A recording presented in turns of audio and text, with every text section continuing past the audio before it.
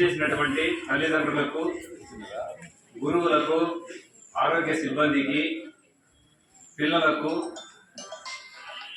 ముఖ్యంగా మన ప్రభుత్వము ప్రతిష్టాత్మకంగా తీసుకొని మెగా పేరెంట్స్ డే నిర్వహిస్తుందంటే అది పిల్లలకు ప్లస్ తల్లిదండ్రులకు మా పిల్లలు ఎలా చదువుతున్నారు, ఏం చేస్తున్నారు, ఈ సంవత్సరం ప్రోగ్రెస్ ఏమి అని టీచర్స్తో కలుసుకొని వాళ్ళ యొక్క సూచనలు సలహాలు తీసుకొని పిల్లలకి ఎలా మనం విద్యాబుద్ధులు చెప్పించాలా అనే ఒక ముఖ్య ఉద్దేశంతో గవర్నమెంట్ ఈ ప్రోగ్రాము కండక్ట్ చేయడం జరిగింది.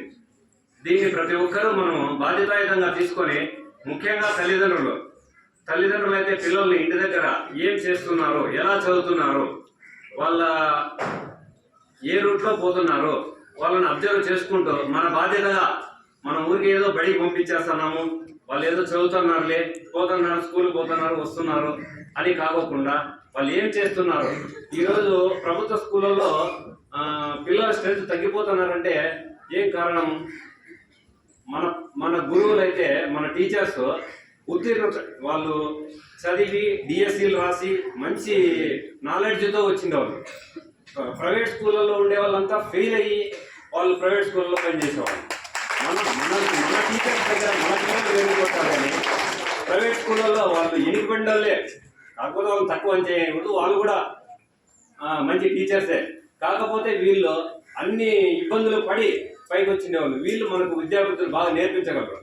ఆ విధానంతో మీరు తల్లిదండ్రులు పిల్లలను కూడా మంచి బాధ్యతగా చూసుకొని, ముఖ్యంగా సెల్ ఫోన్స్, పేరెంట్స్ చెప్పేది సెల్ ఫోన్స్ తగ్గించాలి. ఇంటర్మీడియట్ వరకు పిల్లలు సెల్ ఫోన్స్ టచ్ చేయకూడదు.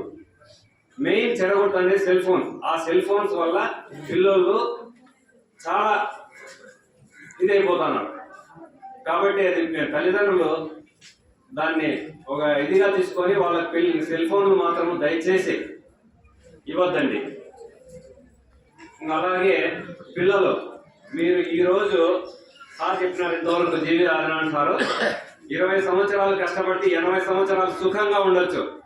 దాన్ని మీరు ఆలోచన చేసుకొని మీ విధానం, మేము డాక్టర్ అవుతామా, ఇంజనీర్ అవుతామా, మీరు ఏ దాంట్లో మీకు ఇంట్రెస్ట్ ఉంటుందో దాంట్లో ఇంట్రెస్ట్ చూపించుకొని బాగా చదివి మంచి భవిష్యత్తు అక్కడ తల్లిదండ్రులకు, గురువులకు, సమాజానికి మంచి పేరు తేవాలని నేను కోరుకుంటున్నాను. మన టీచర్స్, తల్లిదండ్రులు మీరు బాగా చదువుతూ టీచర్స్ మంచి విద్యాబుద్ధులు ఇక్కడ స్కూళ్ళలో నేర్పిస్తారు. వాళ్ళు చెప్పే విధానాన్ని మీరు అనుసరిస్తూ, వాళ్ళు ఇప్పుడు ఎట్లుందంటే పిల్లలు టీచర్ అంటే లెక్కలేదు, వాళ్ళు భుజాల నుంచి చేసుకొని పోతారు. మేము చదువుకునేటప్పుడు టీచర్ కనబడతా అంటే ఇట్లా గోడ కింద దాక్కుని పోయారు. బస్ స్టాండ్లో కనబడాలని దానికి తల్లిదండ్రులకు మంచి పేరు తీసుకురావాలని కోరుకుంటూ ఈ అవకాశం ఇచ్చిన పెద్దలందరికీ నమస్కరిస్తూ